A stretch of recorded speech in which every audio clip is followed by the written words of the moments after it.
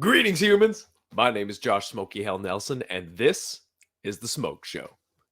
On today's episode, we are focusing on the quarterback position. However, before we get into the meat and potatoes, let's give our sponsor some love. The Smoke Show is a proud member of the Fantasy Points Media Group. If you have a need in sports, the Fantasy Points Media Group has a show that will cover you and then some. I'm going to rattle off some names here and blow your mind. The TNFF Pod, Dynasty Vipers, Dynasty Happy Hour, Play to Win, Triple Play Fantasy, Campus to Canton, Injury Prone with Dr. Edwin Porras. I mean, fuck, Win is in his name. Familia FFB, and of course, the Fantasy Points Podcast. The Fantasy Points Media Group is brought to you by fantasypoints.com, where you can use the discount code SMOKEY22. That's SMOKEY22 for the best price on the best site in sports, period. Now, I have been wanting to put out some episodes, but I was waiting for free agency frenzy to die down. Since that is proving to be nearly impossible, I decided I couldn't wait any longer. So, without further ado, let's do this Smoke Show! So today I've gone to the streets to ask the people about some of the recent going-ons with the quarterbacks of the NFL. In preparation for this, I have done a way too early rankings, which I will divulge as we make our way through these ball chuckers. First up, we've got a couple of veterans who've received some skill position upgrades around them. I am referring to Derek Carr of the Las Vegas Raiders and Russell Wilson, new quarterback of the Denver Broncos, who are now division rivals. At this moment, I have Russ at QB9 and Carr at QB14, which is higher than I had both of them at this time last year. The receiving pieces around Carr are better in my opinion.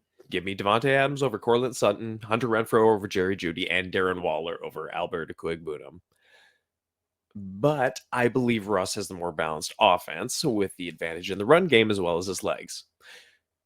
As far as who I think will do better, my rankings reflect that. But I'm only one voice. So I took to the streets of the Stacks app, the other sponsor of this podcast, and asked the people who they thought would do better of the two. Well, I really think Russell Wilson's going to be the quarterback one in fantasy football this year. So that combined with the Raiders not making the playoffs for sure, and I don't think the Broncos make it in, but there's still a chance they could. So I'll go Russ. Yeah, when it comes to veteran QBs, I gotta go with Russell Wilson. He still has Cortland Sutton, Jerry Jeudy, KJ Hamler. Then he's got Williams at running back. They're probably going to bring back Melvin Gordon at some point or just draft his replacement. So it's just in that same offensive line. There's just way too many weapons that he has on the offensive side of the ball as compared to Derek Carr. So I'll go Russ. Let Russ cook, baby.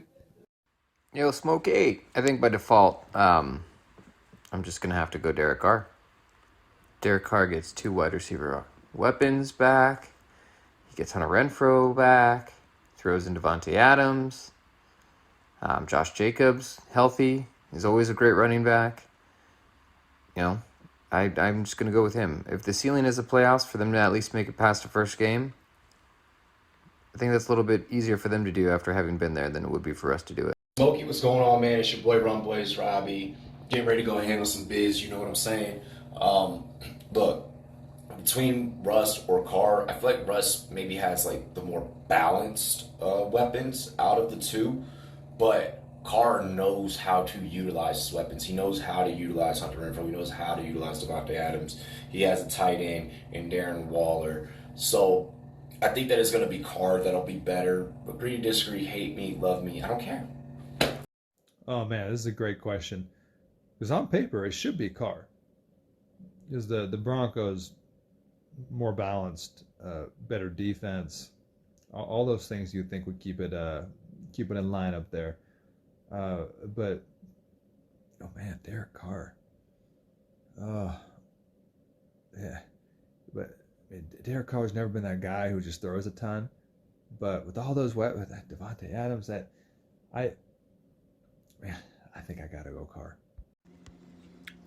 It's Russ. No hate to Derek Carr. I think he's a solid quarterback, but he's not Russell Wilson. And there's some weapons in Denver that we're finally going to see come to fruition in guys like Cortland Sutton and Jerry Jeudy. So it's Russell Wilson for me. I think it'll be close, but I think it's definitely Wilson. I also ran polls on Twitter for our 3 quarterback questions today, and the Twitterverse has spoken, with 79% of the voters favoring Russ in this matchup over Carr. Now that we've got the grizzled old fucks out of the way, let's discuss a couple of sophomores in this matchup. We've got 2021 Smoke Show My Guy, Mr. Trevor Lawrence of the Jacksonville Jaguars, and Zach Wilson of the Jets. Now, anyone who has ever heard my insane ramblings will know how high I was on TLaw coming out last year. Did he have the rookie season that he wanted? No. Did he have the rookie season everyone else and I wanted? Not even close. I'm willing to write off most of year 1 due to the ineptitude of surrounding him with that human trash bag, whose name rhymes with turd and crier. The heat will be on both Lawrence and new Jaguars head coach Doug Peterson to erase the perception of year 1 from the minds of the populace. The talent is there. We saw it every year of his career apart from 2021. Now, Trevor just needs to prove that that was the exception to his NFL story and not the rule. Trent Baalke, GM of the Jaguars, who probably shouldn't be, has made some questionable moves in free agency, in my opinion, which I don't believe improved the skills position group. Kirk got paid, but in no universe is he better than a healthy DJ Chark. Losing him to add Kirk and Zay Jones is not a net positive. If ATN comes back healthy and balls out like he did in college with TLaw, that could be the hidden key to success in this group, along with James Robinson's recovery from last season's Achilles tear. Now, on the other side, we have Zach Wilson, old Z Willy, who must be at least 17 years old by now. I kid. While I personally don't think as highly of him as a quarterback, I do think pretty highly of the pieces around him. Elijah Moore, sophomore wide receiver, darling of the dynasty community, is known, as his former 5th overall pick, Corey Davis. Now, I was big on Michael Carter coming in last year, and he delivered 6 games of over 6.5 yards per target, had more targets than Javonte Williams, and more receptions than the likes of Dalvin Cook and A.J. Dillon in similar games played, proving he's got some receiving chops that could provide some low-key fantasy usefulness in a range usually reserved for misses, providing he doesn't see those targets drop off from a replacement through the draft. And there are some productive pass-catching backs in this draft that could threaten that. Although why they would sink draft capital again after doing it last year with Carter would just be a waste. But, Jet's gonna jet. When I polled Twitter on this one, it was another lopsided victory, with 73% of voters sticking with Lawrence over 27% for Z Willy. Let's check back with the Stacks app to see what the people had to say. I like this question, Smokey. Great question. In their sophomore year, who's going to do better?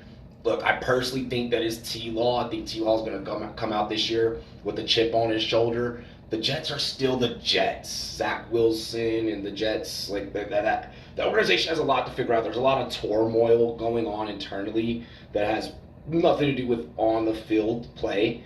I think that TLaw will do better this year. We'll see how things work out with the new coaching scheme. I think I'm going to go Zach Wilson.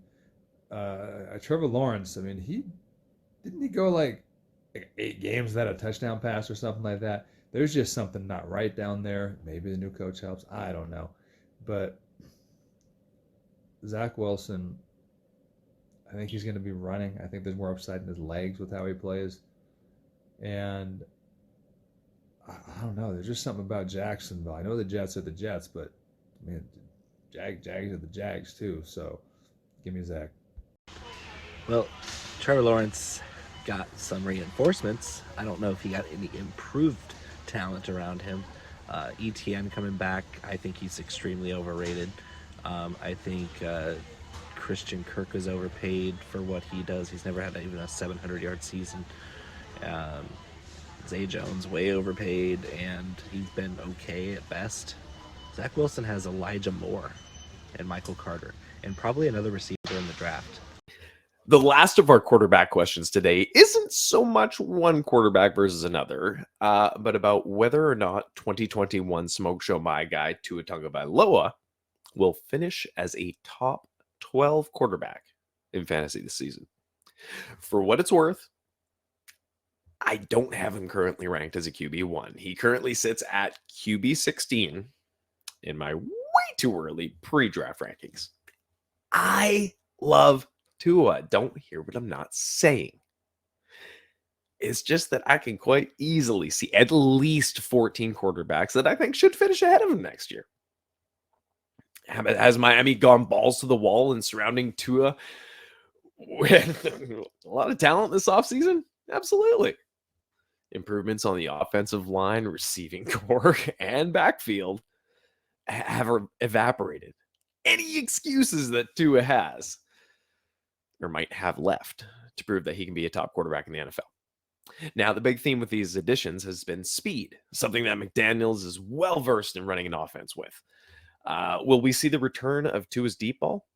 That was definitely a feature of his college game, where he averaged 4.7 yards per attempt more over his last 2 years than he's averaged over his first 2 years in the NFL. The thing is, we might not even need him to. I expect Tyreek and Waddle to do a lot of heavy lifting with some major yak, which will in turn raise Tua's stat line. Now, this one was the quarterback question that people had a lot to say about. So again, let's take to the streets of the Stacks app and see what they had to say. Smokey was good. Rumboy's Robbie back at it again. I'm going to just knock out all your stacks really quick right now. No, I don't think Tua becomes a top 12. I'm not saying that he's not going to stay healthy the whole season, but he could potentially not be healthy the whole season. We've seen this before. Also, with that being said and stated, this is going to be a completely different playbook. I can see like a lot of jet sweeps and things of that nature being utilized because of McDaniels. And with that utilization, it could limit things and kind of... What's up, my little smoker? Tua top 12. Well, I'm gonna guess the fact that you didn't put top 10 and you didn't put top 15. Top 12 is pretty distinct, all right? So I'm gonna read the room a little bit, and I'm gonna guess that you have him projected as QB 12 overall. So that's not bad. I'll say 12. So he will be top 12. Nope. Tom Brady's going to pull some crazy shit and get traded to the Dolphins. Top 12, no. Just took a glance at the quarterbacks. Looks like to me he'd probably be like a 15, 14, 15, something around there. Top 12, not signing up for it. Sam, keep my man's name out of your mouth. But Robbie, I have Tua as my QB 16. That doesn't mean I don't think he could finish as a QB 12. He has a whole healthy season. He's got all the tools and toys in the world on the field this season to put together easily a QB 12 season. So I don't think it's out of the realm of possibility at all. What's up, Smokey? Thanks, Picks here, man. I love this question because it's got to do with my Dolphins and it's got to do with randomness in fantasy football. So Tua could definitely do it, and I'm going to give you a couple reasons why. Bottom QB 9 to 12, anybody can get in there. We've seen it time and time again. And I'll give you some examples. Ryan Tannehill was a top 12 QB in 2013 and 2014. Alex Smith finished as QB2 in 2017. And the list goes on and on. Tom Brady to the Dolphins because he's bored and wants to win a Super Bowl with a random team just to prove that he can. And then Tampa Bay is going to benefit tremendously because I know that the head coach went out and said to trade for Tom Brady, it would take, and quote, 5 first-round picks. Are the Dolphins crazy enough to do it? They were crazy enough to let Brian Flores go. Great coach. Happy about it. He was on the Steelers now. I think so. Top 12, probably not. And I'm a big Tua supporter. Realistically, I think we're looking at somewhere between 12 and 15. I hope he finishes top 12. Don't think it happens quite yet this year. There's still a lot of good quarterbacks out there. I know Coach is probably somewhere on here, but I'm not even going to look, Coach. So this team has got speed on speed on speed. Speed in the receiving category, speed at the tight end, speed at the running back. So Miami certainly surrounding him with weapons, bringing in an offensive-minded head coach. So this is going to be a put-up-or-shut-up type of season for Tua as far as real NFL goes. As far as fantasy goes, I think he's going to be a fringe QB1. Really, I see his range of outcomes anywhere from 10 to 15. So, maybe he finishes QB1, but this is going to be a fringe QB1. Hey, Smokey, Hal, Super Davis. Yeah, I say no. It's still the Dolphins. It's still Tua. Tua's going to get injured during the year. He'll be out. He's prone to injuries. Even if he can stay healthy throughout the year, which he probably won't. Top 12? Probably not. Top 15? Possibly. I mean, for me, I just went and I looked at the top quarterbacks in the league, just a list of how they finished last year, and I went down that list and I said, would I rather have this guy or Tua? And the answer was the other guy until, like I said before, like 15. It's not that I don't like the weapons. He's got weapons. I like everything else. But, I mean, even guys like Derek Carr have upgraded a ton of stuff who I put in front of him. So, a lot of teams have been just acquiring receivers and other offensive assets. So, yeah, 15.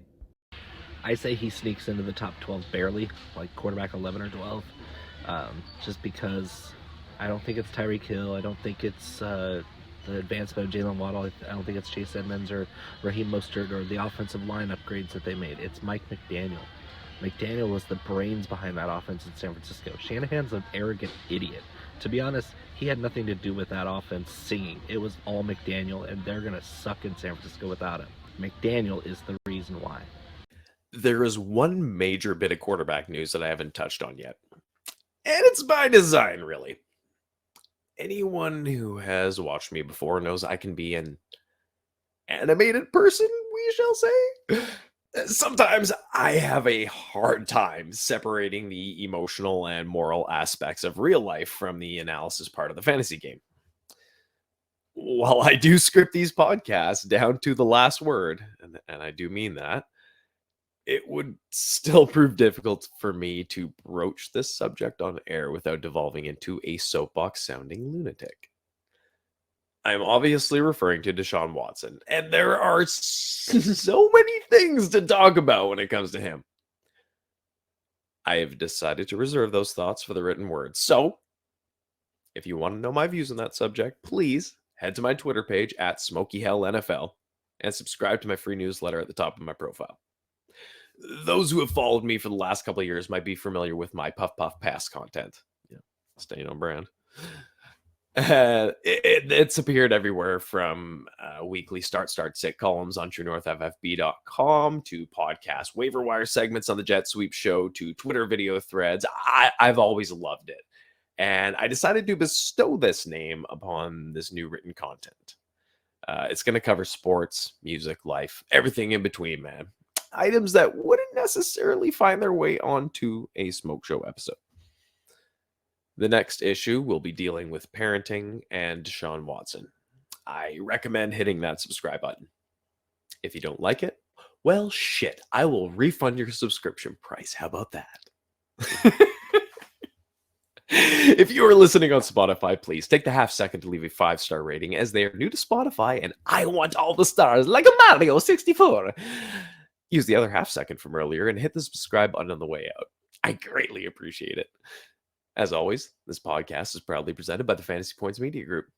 For the uninitiated, the Fantasy Points Media Group is home to a collection of the most knowledgeable and profitable minds in the industry. You like money? You like fantasy points? You want to hashtag score more? Then what are you waiting for? From statistical analysis to DFS betting knowledge in both the NFL and now the PGA, to the hottest new prospects coming out of the college ranks, the Fantasy Points Media Group has a show that will cover your needs and more. Rewind back to the beginning of the episode, and it's got all the people in there. Now, the benevolent parent behind that group is fantasypoints.com, which has just dropped the greatest NFL draft guide in the history of history! Y'all have heard Greg Go Sell, right? NFL Films, fantasypoints.com, NFL Matchup, and 159,000 people on Twitter. Cannot be wrong. Cosell, one of the most trusted film grinders in the entire industry, has compiled over 200 rookie profiles, including player strengths, weaknesses, what their transition to the NFL will look like, and so much more. You like rookie rankings, Debbie rankings, mock drafts, early words on the 2023 player pool? I'm telling you. Fantasy Points NFL Draft Guide was one of my top 5 most used apps last year. No shit. This is literally the most superior draft guide in existence. The best part, it's only $25. That's like a nickel for every feature on it. So head over to fantasypoints.com, grab yourself the 2022 NFL Draft Guide, and get an advantageous leg up on your competition. You know, unless you don't like winning. Fantasypoints.com, helping you score more. And for those looking for the full meal deal, remember to use discount code SMOKEY22, SMOKEY, for the best price of the best site in sports. Period. And that's it. There you have it. I want to thank each and every one of you for sticking it out to the end here. Before we sign off, I'd like to give a shout out to the following people who contributed the stories today on the podcast. From Stacks, you can find today's contributors: Hoove, Branch Huddle, LFG Friar Native, Rum Boys Net, Robbie, Derek, Nate FFL, Bo McBig Time, Filthy Sam, The Joey Wright, Pangs Picks, Derek Good Old Boys FF, and my man Super Dave. You are all fucking badass in my books, and friends of the Smoke Show. If you wouldn't mind, shoot us a follow on Twitter at _smoke_show. And you can follow me at Smokey Hell NFL on Twitter and on the Stacks app. My name is Josh Smokey Hell Nelson, and all I've got left to say is, where there's smoke, there's fire.